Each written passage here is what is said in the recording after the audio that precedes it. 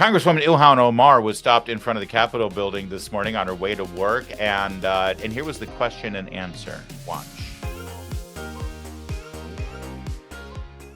Congresswoman Omar, anybody safe? Can I get your reaction to the shooting that happened in D.C. last night? I'm going to go for now. I'm going to go for now, Mark. Couldn't even say condolences for the family. Nope, she couldn't even say that. I'm going to go for now was her answer. Now, if you're just tuning in today, maybe you're on the West Coast and you didn't see the news last night, but 2 innocent people were murdered, assassinated at a meeting of the American Jewish Committee. This was a meeting and I think some sort of a dinner that they were having. These were 2 employees of the Israeli embassy here in Washington, D.C. One was an Israeli national. One was an American citizen. They were murdered because they were attending an event for the American Jewish Committee. Now, we have video of the suspect who was arrested. We have to say suspect because, he hasn't been convicted yet, but he literally had the smoking gun in his hand that he dropped when he got arrested. All the people there saw him do it. We know that he did it, but, he's the suspect in the murder now. And here is what he said the moment he was apprehended and arrested after the death of the murder of these 2 people. God. No.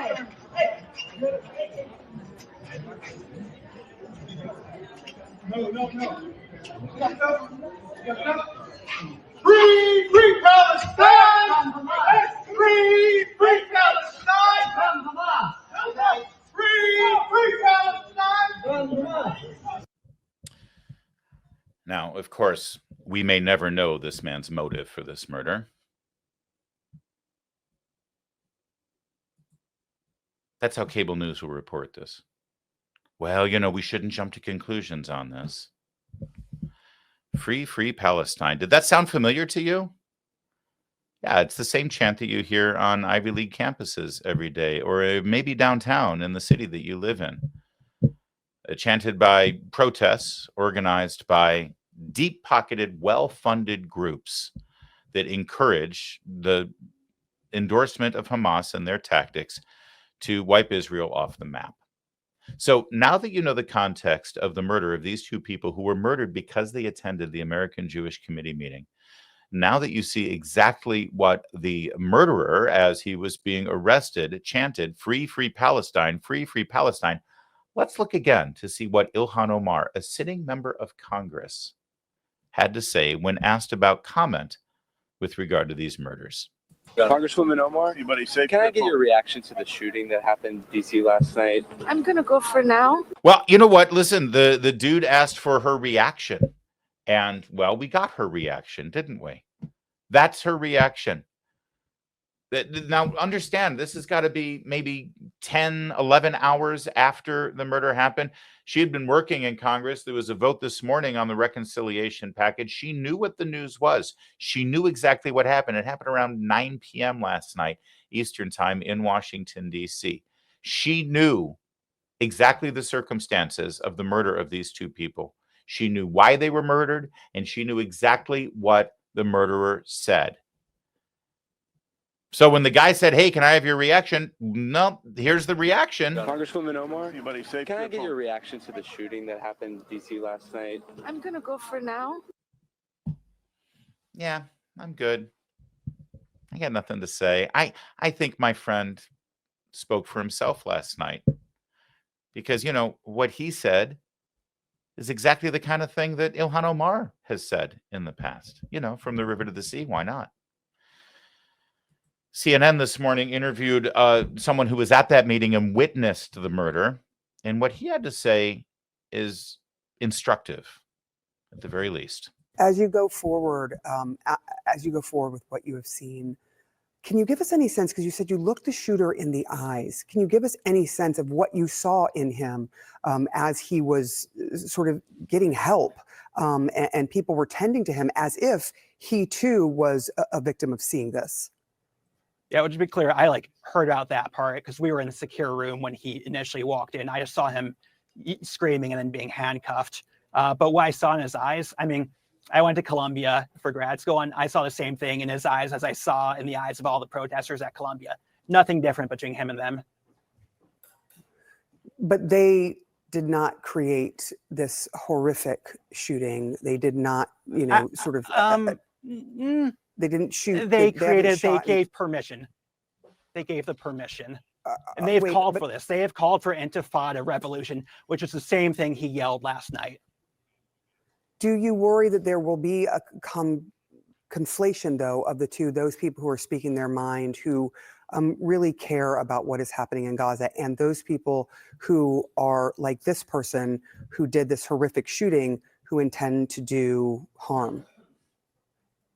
A conflation. I mean, they are calling for intifada. At Columbia University, they call for intifada constantly. They're not quietly, they're loud. They're loud. You can hear it. They make recordings of themselves. So what's the difference? Are you afraid? Yes. What will We're you do all about afraid. that? Everyone should be afraid. What are you doing to try to make yourself feel safer? Why can't you just go on and live your life? I'm a New Yorker. I remember 9/11. You can't let them make you be afraid. You have to go on. You have to live your life. And hopefully your government does things to protect you. Last night, our government failed us. Jonathan Epstein, I know that they are going forward with this. There is expected to be charges in this case. We will see what happens, but I know you'll be watching, and we'll talk to you again as this goes forward. Thank you so much. Well, I mean, where to begin with this? First of all, good for him.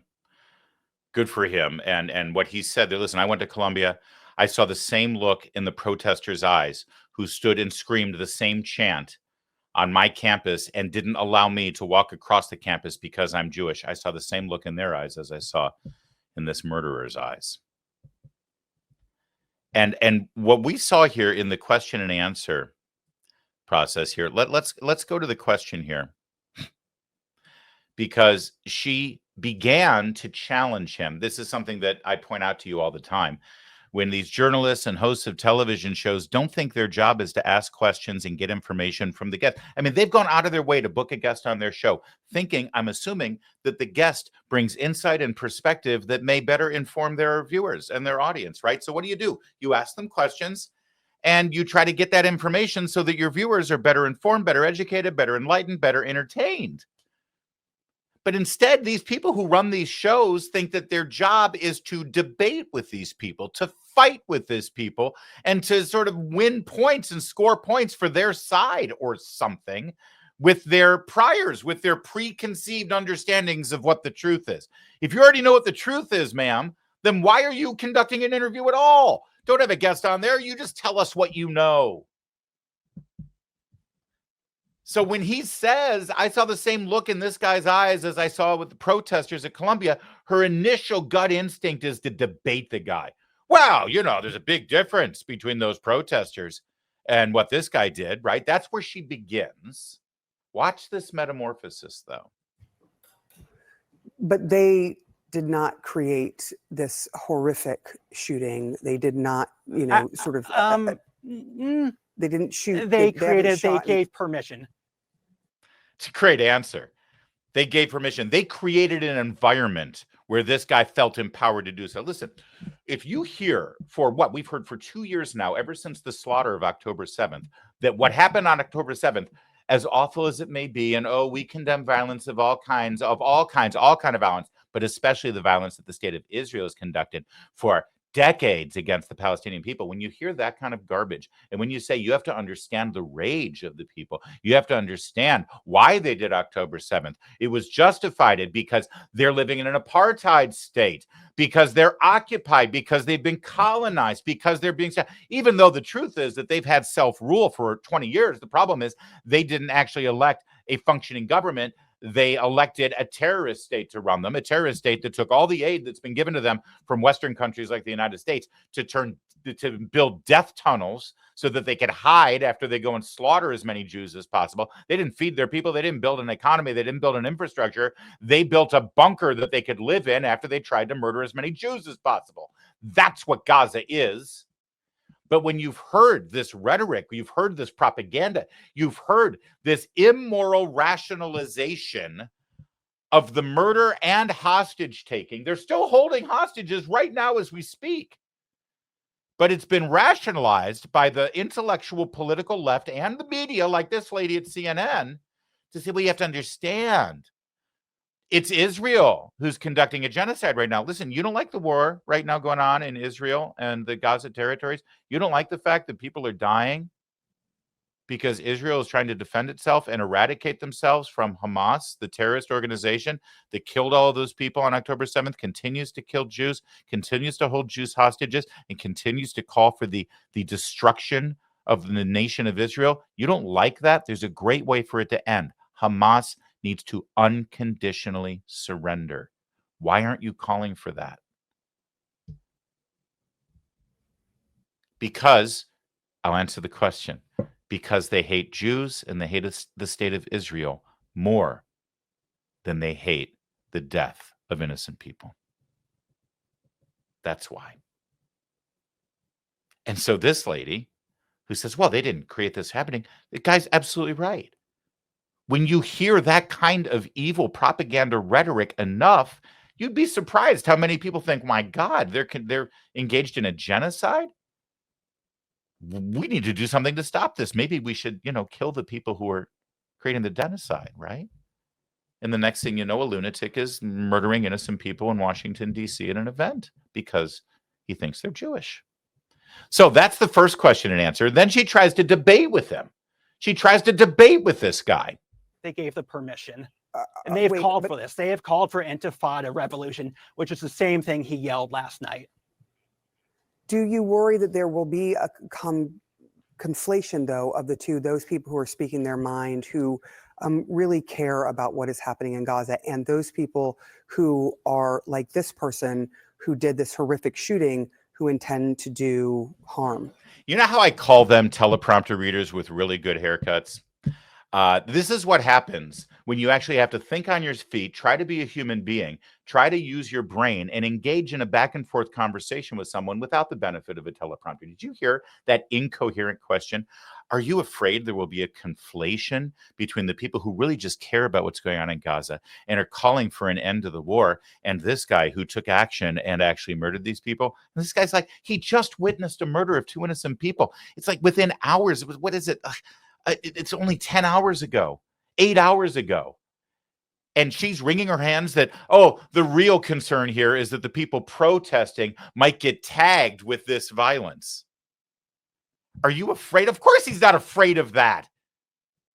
Why should that be the fear? Then suddenly she becomes a human being, right? Now, again, she has no teleprompter to help her. And now she thinks, oh, wait a second, maybe my questions were out of line. So what's the next question she asks? What are you doing to try to make yourself feel safer? What the hell does that mean?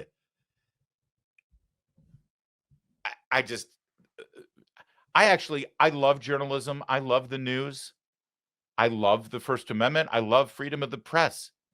It's inanities like this that destroy good news people, that destroy people's trust in the news and the value of the First Amendment. All right, I'm done with her. Let's move on. More reporting from CNN as we start to learn more about the alleged assassin. What we seem to know at this stage is he has no criminal record. He has been part of the pro-Palestinian protests in the Chicago area, but apparently, according to the records, not arrested in those protests. And they'll be looking to figure out his social media, his computers. They're going to want to see, was he inspired by a particular website to go and allegedly commit this act of violence? Was he in touch with other people? Did anybody else know? One of the things they're looking at, according to law enforcement sources, is a manifesto that they believe is likely written by him, which explains that he's been a part of the protest movement, was becoming frustrated as the body counts in Gaza continue to rise, and the protests seem to not be having any market effect, and that this was, he said, in a funny way, a crazy thing to do, but it was the right thing to do. Wow. Okay. So now he's got a manifesto. And by the way, just so you know, as you heard, the CNN reporter that we were just eviscerating appropriately said, "Oh, are you afraid that there's going to be a conflation between the protesters and this assassin?" This guy is one of the protesters. He has been protesting in Chicago on a regular basis. He just got frustrated because the protests weren't ending the violence. And so he decided to be violent, to end the violence. And he's got a manifesto. Well, that will be great reading. They're going to make this guy a celebrity, probably, like Louis Mangione, right? All the girls are going to squeal for him. Although he's not quite as dreamy looking as Mangione. But some internet sleuths have dug up some information. This one from our buddy Matt Foldy says that he's got a job with a group called the History Makers, a digital repository for the Black experience. Oh, I want to know where they're getting their money, these people. He's an oral history researcher, Elias Rodriguez is, where he prepares detailed research outlines and biographies of accomplished leaders in the African American community. Born and raised in Chicago, a BA in English from the University of Illinois. That's like right out of Central Casting. You know what else this alleged assassin was affiliated with? They were affiliated with a thing called the Party for Socialism and Liberation. Elias Rodriguez from the Party for Socialism and Liberation argued that the murder of Laquan McDonald and the Chicago bid for an Amazon headquarters are not two separate issues, but rather they are both connected. That was back when he was on the record conflating violence and resistance to a big corporation and saying it was okay. That's the Party for Socialism and Liberation. Party for Socialism and Liberation. It sounds like a group that could easily be, sort of the Democrat base, right? Where the likes of Alexandria Ocasio-Cortez and Bernie Sanders might go and give an end the oligarchy speech to the Party for Socialism and Liberation. And actually, their tactics look pretty familiar. You see groups like this all the time with the same kind of pre-printed posters and banners, the same kind of wardrobe. Here they are protesting in New York. By the way, this protest happened on October 8th. October 8th,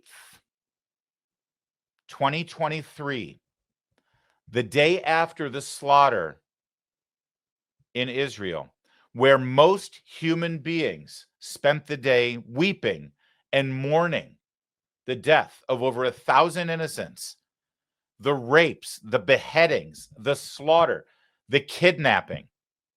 Most human beings were mourning for those innocents and terrified for the families, but not the Party for Socialism and Liberation. This is what they were doing that day. Who is the terrorist? Who is the terrorist? The United States of America. We feel the Palestinian blood. We feel the Palestinian blood. And we stand in solidarity with Palestine. We have the historic responsibility. We have the historic responsibility of defeating Israel colonialism. Israel colonialism. And U.S. imperialism. And U.S. Yeah, that's what they were doing. I'm sorry, we just have to go revisit this anchor for CNN this morning. What was that question she asked the witness of the murder? Do you worry that there will be a conflation, though, of the two, those people who are speaking their mind, who really care about what is happening in Gaza, and those people who are like this person who did this horrific shooting? Yeah, do we worry that there's a conflation of those people who were just, protesting because they care deeply? Like these people. I went to Wikipedia this morning to look at the map of where the resistance is, and as of at least this morning, they've liberated an area that's actually larger than the Gaza Strip. See those Palestinian flags? See those Hamas flags? See those banners? See the keffiyehs? See all the fists raised? See all the protests talking about the occupation, talking about liberating land? This is the group this guy was a member of. Listen to what they say. Listen to where it leads. Are you worried there's a conflation between the protests and the murders? I'm sorry. You're a reporter, you're a journalist, you host a TV show on CNN. Why aren't you conflating this kind of violent, evil, immoral rhetoric with what happened last night in our nation's capital? By the way, for those of you who say, oh, no, that's not true. There are people who just believe in a free Palestine, and that just because they believe they want a free Palestine doesn't mean that they agree with what happened last night. Oh, really? During the press conference last night, as the chief of police detailed exactly what happened, take a look at the comments section under the video as you saw people cheering the murder. And while they cheered, they said free Palestine. Shocking. And opened fire, striking both of our decedents. After the shooting, the suspect then entered the museum and was detained by event security. Once in handcuffs, the suspect identified where he discarded the weapon, and that weapon has been recovered, and he implied that he committed the offense. The suspect chanted, "Free, free Palestine," while in custody. The suspect has been tentatively identified as 30-year-old Elias Rodriguez of Chicago, Illinois. We believe the shooting was committed by a single suspect who is now in custody. Prior to the shooting, the suspect was observed pacing back and forth outside of the museum. He approached a group of 4 people, produced a handgun, and opened fire, striking both of our decedents. After the shooting, the suspect then entered the museum and was detained by event security. Once in handcuffs, the suspect identified where he discarded the weapon, and that weapon has been recovered, and he implied that he committed the offense. That's a whole lot of Palestinian flag emojis there. Whole lot of free Palestine messages there. By the way, while we're at the political angle on this story and the fact that Ilhan Omar can't bring herself to make a comment one way or the other about these political assassinations, could we also just take a moment and dispel something that has been driving me insane for years now? This notion that the greatest threat to domestic terrorism in America is white men who are aligned with conservative values and the Republican Party, because that's what we've heard for years. How many more acts of violence like this have to happen before we recognize exactly what's going on in this country with regard to radicalism and calls for violence? But this is the kind of thing that we've seen on MSNBC and CNN and the broadcast networks, and even from the former director of the FBI and leaders of the Democratic Party and the former President Joe Biden in some of his more unhinged speeches. This is the kind of thing we've been hearing for years. Take it away, Nicole. The permission structure for violence. You've got polls about political violence. Democrats don't think it's a good idea. Only Republicans, only people inclined to consume conservative media are now, I think, upward of 50% say that if necessary, violence is okay. You've only got the conduct on one of the two sides. Yeah, it's just one of the two sides. Well, she's right about that, but she's got the sides mixed up. Let's wrap up this discussion where it belongs, on these victims. By the way, it has been misreported that the 2 victims last night were Jewish. Only one of the victims was Jewish.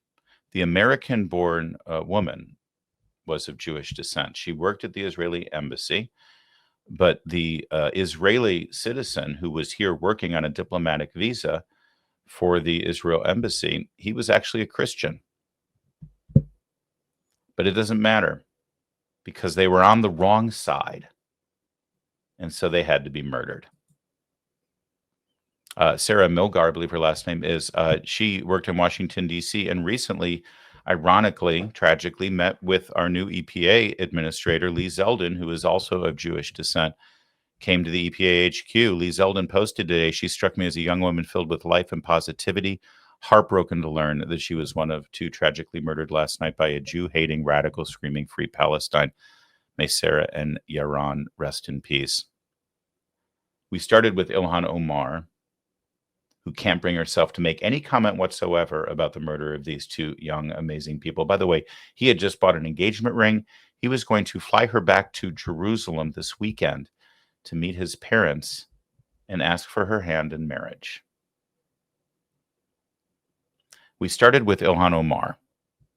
Let's end with one of her fellow squad members, who yesterday on Capitol Hill decided that the cause she wanted to take up just hours before this assassination, this political, religious assassination, she decided the cause she wanted to take up was that she was angry that the Free Palestine crowd, who are in this country as our guests on student visas, well, when they start acting up and start speaking out and they start undermining our foreign policy, which is against the conditions of their student visa, that we now have a State Department and a Secretary of State who's actually enforcing the rules of our student visas, and he is revoking their student visas because if they're here as our guests to get a higher education at our universities, no, they're not staying in their countries to get a higher education at their universities. They're coming here enjoying the largesse of the investment we've made in higher education. They're our guests. They're here as a privilege, not a right. And when they use their time here to undermine our foreign policy and undermine our allies, they have revoked the right to be here. Those are the conditions of their visa. Our Secretary of State has decided that they are gone if they do that. Congresswoman Jayapal, fellow member of the Free Palestine squad on Capitol Hill, she thinks that the heroes are the ones affiliated with last night's murder. She thinks the villain is the United States government enforcing our laws as written.